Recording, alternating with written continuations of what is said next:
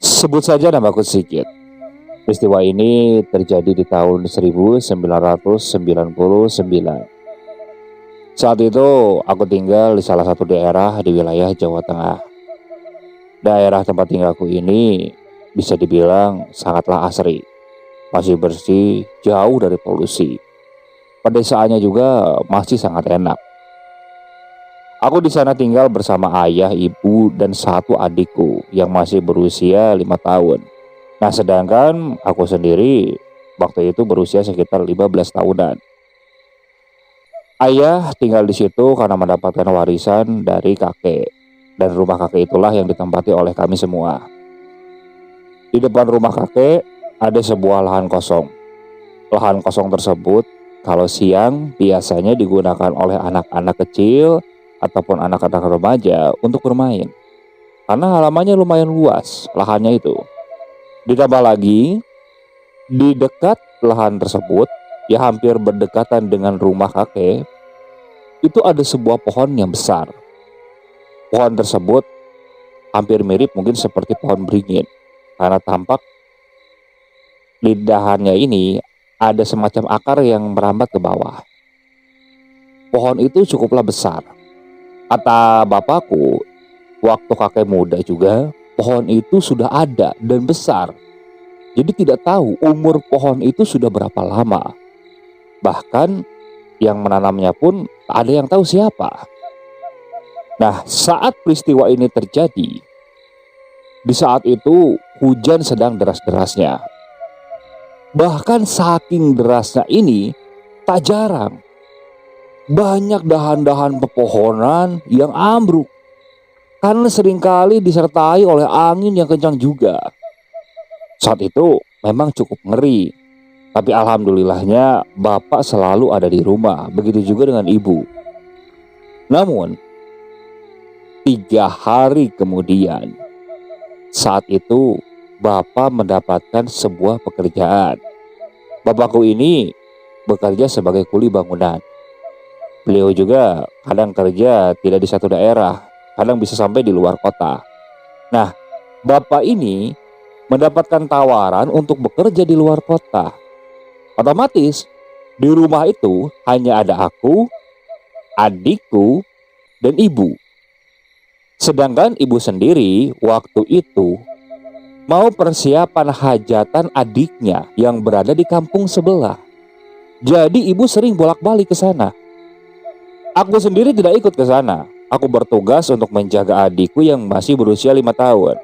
Karena kalau adikku ikut ke sana, otomatis adikku ini pasti sering mengganggu aktivitas ibuku. Aku juga tidak ambil pusing. Karena saat itu memang sering banyak teman-temanku yang main di halaman rumah juga. Ya kalau siang, tapi kalau sudah masuk waktu malam, ya tidak ada.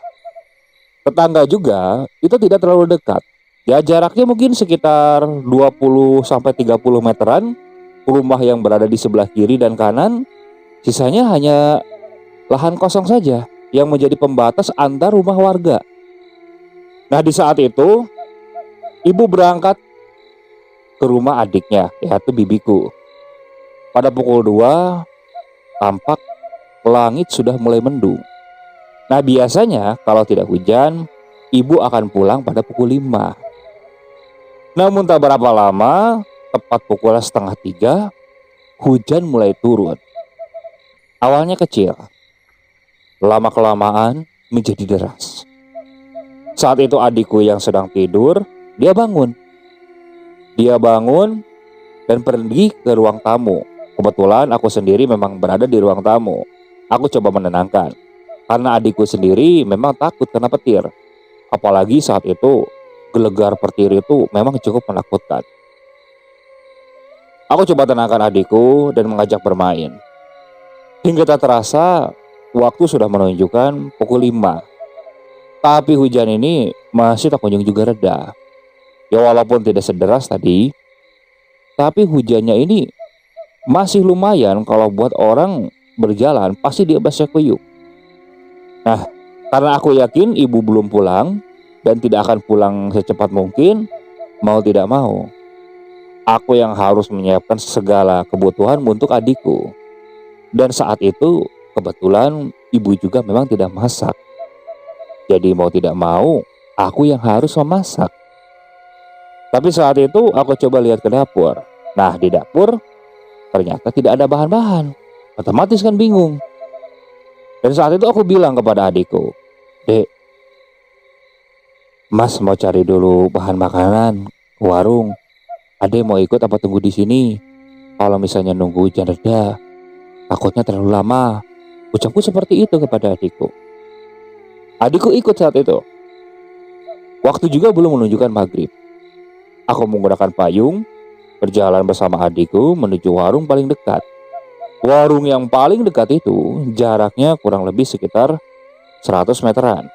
Nah, sampai di warung, setelah membeli bahan-bahan makanan, kami kembali. Posisi saat itu hujan kembali deras, disertai angin juga. Aku dan adikku langsung berlari ke rumah karena sangat takut kan. Nah, saat aku hendak menutup pintu, masuk ke rumah, samar dalam hujan deras, di dekat lahan kosong yang biasa digunakan oleh anak-anak itu bermain. Di situ aku melihat ada sebuah bayangan. Bayangan itu tampak berdiri. Tapi saat itu aku berpikir, mungkin itu orang-orangan sawah yang tadi siang dimainkan oleh anak-anak di lahan kosong tersebut. Karena aku sempat melihat tadi siang anak-anak memang mainan orang sawah. Ya mungkin mereka menemukan barang tersebut dan sengaja dibikin mainan. Dan mungkin itulah yang ketinggalan di sana dan terlihat setampak seperti orang yang berdiri. Jadi aku tidak terlalu menghiraukan. Aku tutup pintu, aku kunci, gordeng juga aku tutup semua. Sedikit menjelaskan denah rumahku ini. Ketika masuk dari pintu utama, di sebelah kiri itu ada kamar. Berderet sekitar 3 kamar. Kamar depan itu biasanya aku yang mengisi. Sedangkan kamar tengah itu diisi oleh ayah dan ibu. Dan untuk kamar ketiga itu kosong. Sementara ini diisi oleh barang-barang. Dan sedikit lahannya digunakan untuk sholat juga. Karena memang kamarnya lumayan luas. Jadi disekat 2. Satu untuk barang-barang, satu lagi sebelahnya dibikin buat tempat sholat. Nah, sedangkan adikku sendiri biasa tidur bersama ibuku. Nah, setelah kamar tersebut, agak ke sebelah kanan itu ada pintu. Pintu tersebut menuju ke dapur. Nah, ke jalan ke sebelah kiri dari pintu tersebut, nah itu ada kompor dan tempat-tempat untuk memasak. Ke sebelah kanannya itu masuk ke kamar mandi. Nah, begitulah denah rumahku. Saat itu aku tidak langsung masak. Aku tunggu saja selepas isya saat itu, biar agak santai. Selesai maghrib, aku mengaji, begitu juga dengan adikku, sambil menunggu azan isya. Setelah azan isya berkumandang, kulihat hujan juga masih belum kunjung juga reda. Malah mungkin semakin deras. Ya, ada rasa khawatir juga terhadap ibuku. Bagaimana nanti ibuku pulang? Kalau misalnya kayak gini, ada kemungkinan ibu akan memaksakan pulang. Tapi kasihan juga kalau harus hujan-hujanan. Karena jarak tempuh dari desa sebelah itu yang lumayan jauh. Apalagi ibu tidak mempunyai motor. Kemungkinan dia akan berjalan kaki. Ingin menyusul juga tidak mungkin saat itu. Nah, selesai sholat isya, adikku mulai merengek. Dia mulai merengek bukan karena lapar, tapi menanyakan ibuku. Nah, di situ aku coba tenangkan. Bahwasanya tak lama kemudian juga ibu akan pulang. Untuk menenangkan adikku, aku nyalakan radio. Radio yang memang menjadi tempat hiburan di keluarga kami. Aku nyalakan, tak lama kemudian adikku mulai tenang. Dan kali ini dia merengek. Dia merengek ingin makan.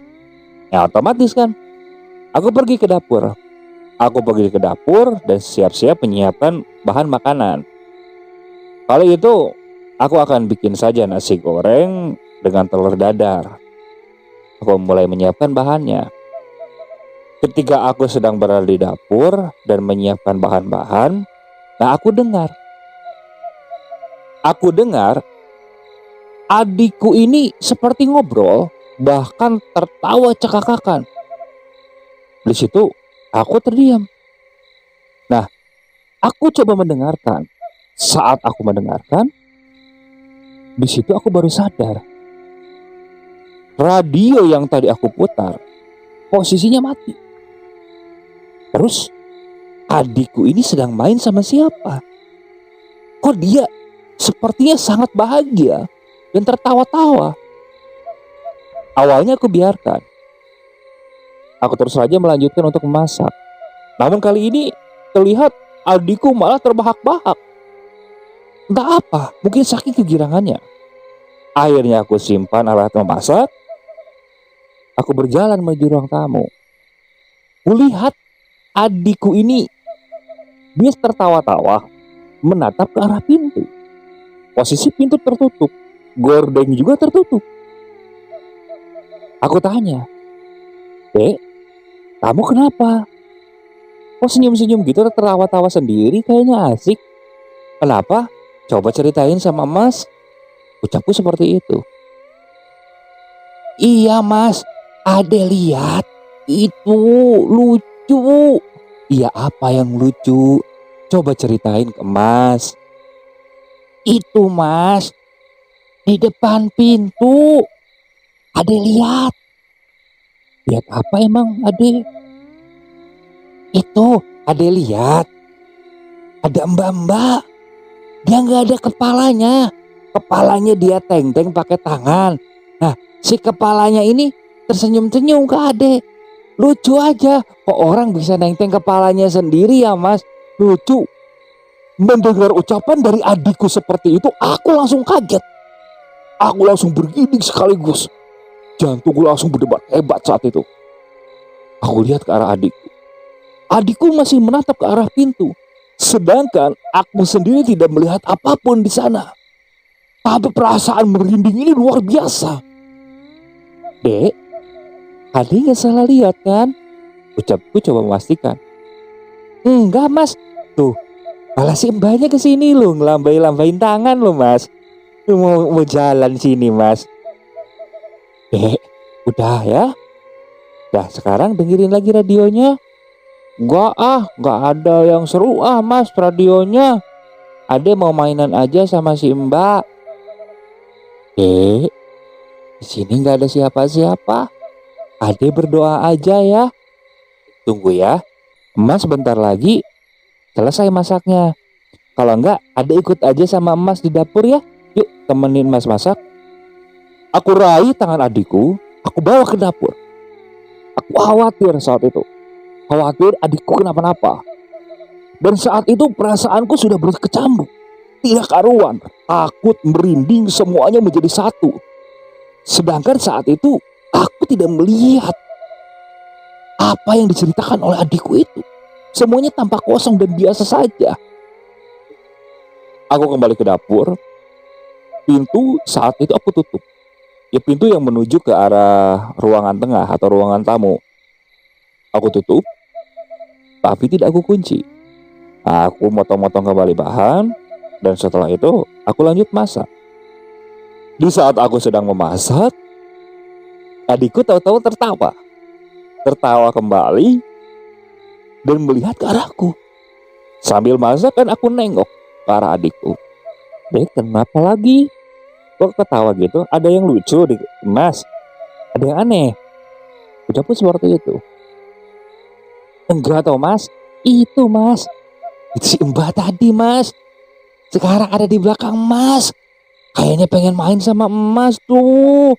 Malah gak mau main sama adek. Tuh kepalanya Mas, kepalanya ngedip-ngedip. Ih, kayak lucu banget Mas. Adek pengen pegang loh. Tapi si Mbaknya kayaknya malah ngedeketin Mas." Dek, udah, jangan ngada-ngada dek, jangan ngada-ngada." Ucapku seperti itu. Aku mulai takut. Bahkan kali ini aku merasa seperti ada yang berhembus di tengkukku, dingin. Seakan ada sesuatu yang meniup tengkukku. Saat itu aku sudah tidak karuan.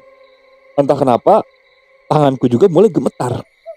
Mungkin ada rasa takut juga membayangkan apa yang diucapkan oleh adikku. Cepat-cepat saat itu aku selesaikan masak. Aku simpan di piring, dan setelah itu langsung ngajak adikku kembali ke ruang tengah. Aku bilang kepada adikku, "Dek, udah, sekarang Ade lihat Mas aja ya, ngobrol sama Mas. Udah biarin si mbaknya ya, jangan diliatin lagi ya." Ucapku saat itu coba mengikuti alur pembicaraan atau alur imajinasi adikku. Karena saat itu aku coba tekan pikiranku, mungkin itu hanya imajinasi adikku saja. Nah, di situ kita mulai makan. Saat mulai makan, kali ini adikku kembali menatap ke arahku, tapi tatapannya berbeda. Seakan ada rasa ngeri saat itu. Awalnya aku biarkan, karena khawatir dia mengimajinasi sesuatu yang lain lagi. Aku selesaikan makan, adikku saat itu belum habis makanannya. Hingga akhirnya aku tanya, "Dek, habisin dulu makanannya." "Enggak Mas, enggak." "Kenapa kamu? Kok kayak takut?" Ucapku seperti itu kan. Tak berapa lama kemudian, adikku tahu-tahu menutup mata. "Loh, adik kenapa? Adik?" "Loh, aku hampiri kan." Aku hampiri, tahu-tahu dia memelukku. "Adik takut, Was. Adik takut." "Loh, adik kenapa?" "Si mbaknya kayaknya marah, Mas. Kayaknya marah. Lehernya itu, Mas. Lehernya keluar darah, Mas. Wajahnya sekarang berubah serem, Mas. Banyak darah sama boroknya, Mas. Adik takut, Mas." Aku rangkul adikku saat itu. Aku nengok ke kanan dan kiri, takut. Hingga tak berapa lama aku dengar petir dari luar itu kembali bergemuruh. Gemuruhnya cukup keras. Aku bingung saat itu, berharap ibuku bisa cepat-cepat datang. Aku takut, benar-benar takut. Dan tak berapa lama, saat aku melihat ke satu titik di dekat kamar nomor 3, aku melihat pintu itu seperti terbuka karena posisi pintunya ngebuka ke dalam. Aku lihat seakan ada yang mendorongnya membuka. Pintu itu membuka. Aku diam. Aku menatap ke arah sana. Adikku masih bersembunyi. Pandanganku masih terus mengarah ke sana. Dan tak berapa lama, adikku bilang, "Mas, kita keluar aja, Mas. Jangan di dalam, Mas. Takut, Mas. Itu si mbaknya kayaknya marah, Mas. Kayaknya marah, Mas. Itu dia jalan ke sini, Mas. Ayo, Mas, keluar, Mas." "Sudah jalan ke sini gimana?" Saat itu aku coba ngikuti aja saran adikku. Aku berjalan mendekat ke arah pintu. Nah, saat aku akan membuka pintu, tiba-tiba petir menyambar sangat keras. Tampak petir itu menyambar salah satu dahan pohon beringin yang ada di lahan kosong itu. Bahkan hingga terdengar dahan itu jatuh. Mungkin saking besarnya, aku kaget. Saat terdengar dahan itu jatuh, disusul dengan lampu rumah yang mati. Kaget saat itu. Kaget dan bingung. Merasa tanganku sudah dekat dengan pintu, aku hendak ngebuka. Nah, ketika aku hendak ngebuka, di situ aku merasa seperti ada yang memegang bajuku dari belakang. Sedangkan adikku sendiri dipegang oleh tangan kiriku dan masih posisinya di pelukanku. Dan bahu kiriku ini pakaiannya seperti ada yang menarik. Saat itu aku hendak maju dan ingin melepaskan dengan menarik tubuhku. Tapi berat, benar-benar berat. Seakan ada sesuatu yang menahan. Adikku saat itu bersembunyi. Dia benar-benar ketakutan. Pelan-pelan aku menoleh ke belakang. Posisi gelap, pintu sudah sedikit terbuka. Aku noleh dengan cahaya seadanya Dan saat disusul oleh kilatan petir, aku melihat di belakangku ini ada sosok. Sosok tersebut tanpa kepala. Dia mengenakan gaun. Gaunnya itu sudah lusuh. Dan tangan kanannya ini itu menenteng sebuah kepala. Rambutnya panjang, tapi kalau kulihat dari wajahnya ini dia aneh. Dia aneh seperti bukan orang pribumi, seperti orang asing. Tapi wajahnya ini sedikit hancur. Dia menatap dengan tatapan yang sangat marah. Refleks saat itu, aku hempaskan, aku loncat keluar. Aku langsung lari ke arah hujan saat itu. Setelah keluar dari rumah, aku celingukkan ke kiri ke kanan. Aku mau lari kemana kan? Dari posisi yang enak. Tujuanku adalah sebelah kiri. Karena tak jauh dari situ ya rumah tetangga. Biasanya mereka masih bangun. Aku lari ke sana. Nah, di saat aku sedang lari, ekor mata sebelah kananku melihat di posisi tepat di bawah pohon beringin tersebut. Aku melihat banyak orang. Refleks aku menghentikan langkahku karena aku pikir mungkin itu warga kampung. Aku menghentikan langkahku dan saat kilatan kembali menyusul, aku lihat pemandangan yang benar-benar mengerikan saat itu. Di bawah pohon beringin tersebut, sosok yang berdiri di sana. Wajahnya benar-benar mengerikan. Bahkan beberapa ada yang tidak mempunyai tubuh bawah, yang tidak mempunyai kaki, tangan, wajahnya yang hancur, lehernya yang patah, yang tidak mempunyai kepala.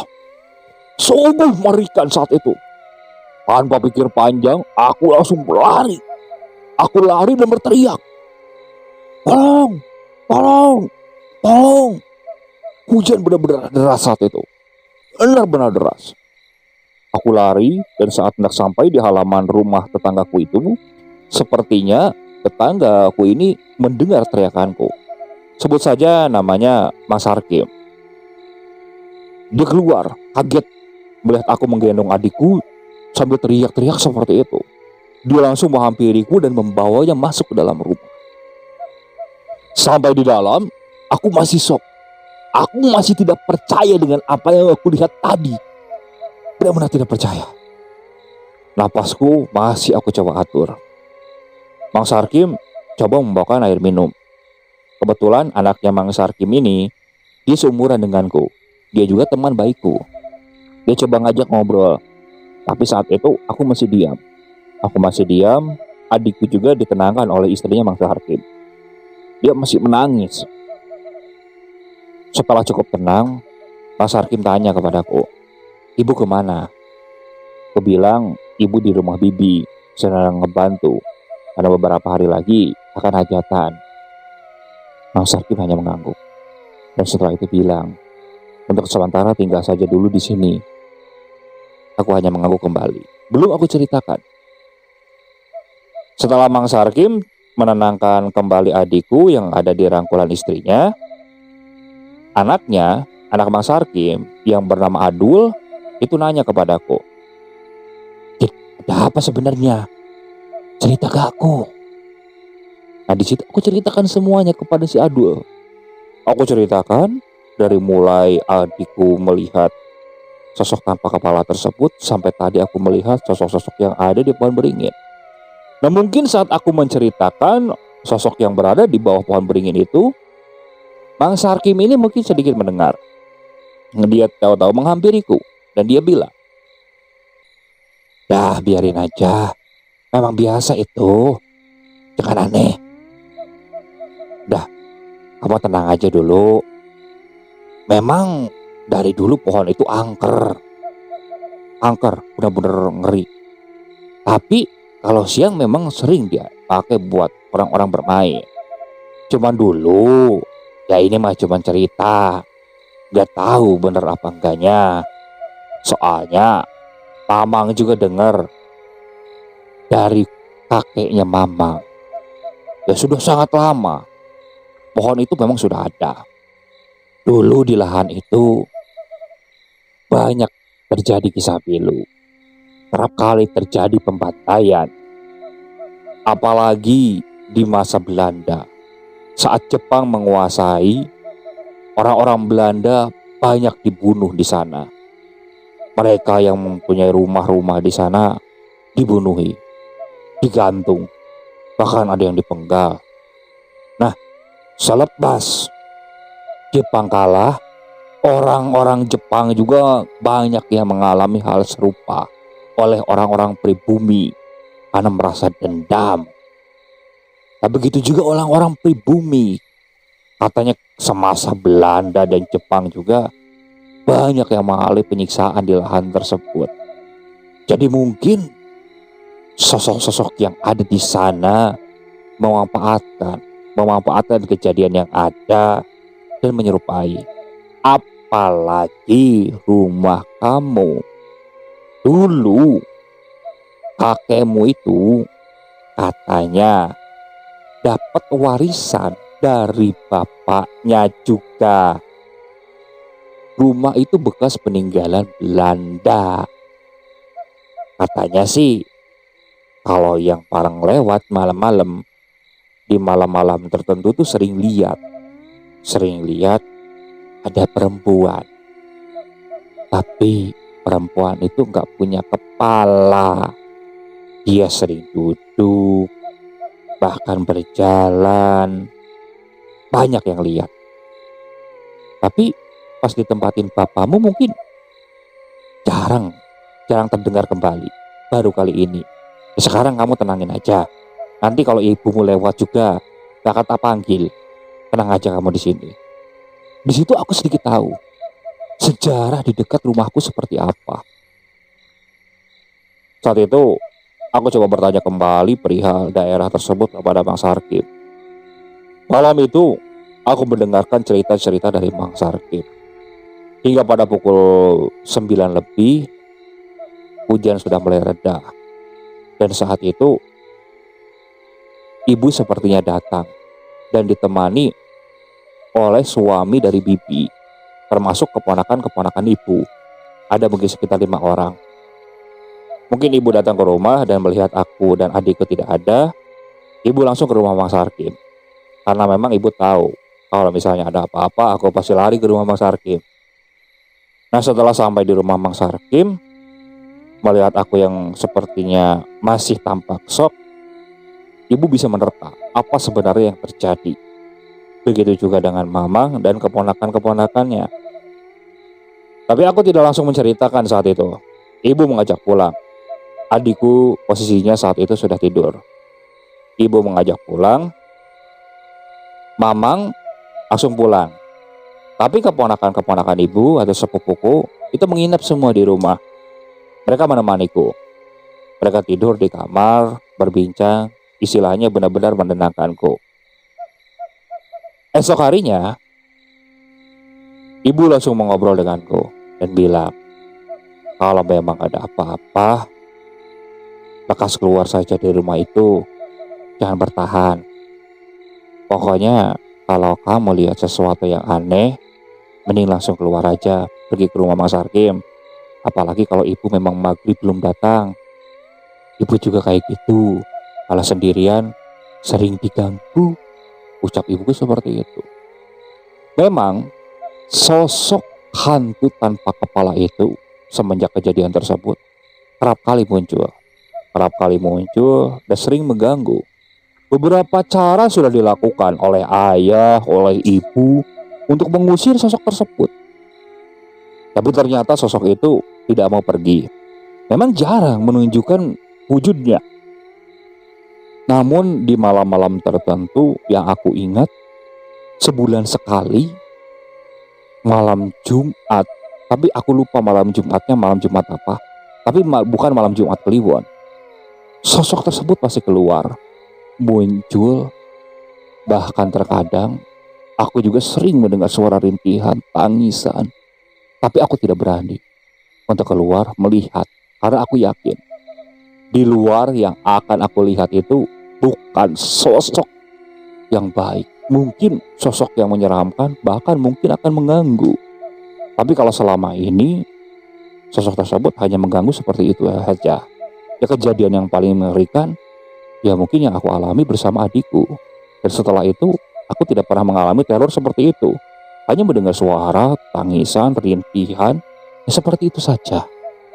Hingga akhirnya di tahun 2007 Bapak memutuskan untuk pindah. Rumah tersebut dijual dan kami pindah ke wilayah Jawa Tengah saat itu, ke daerah ibuku. Karena ibuku memang berasal dari sana, cuman lama merantau ke daerah Jawa Timur.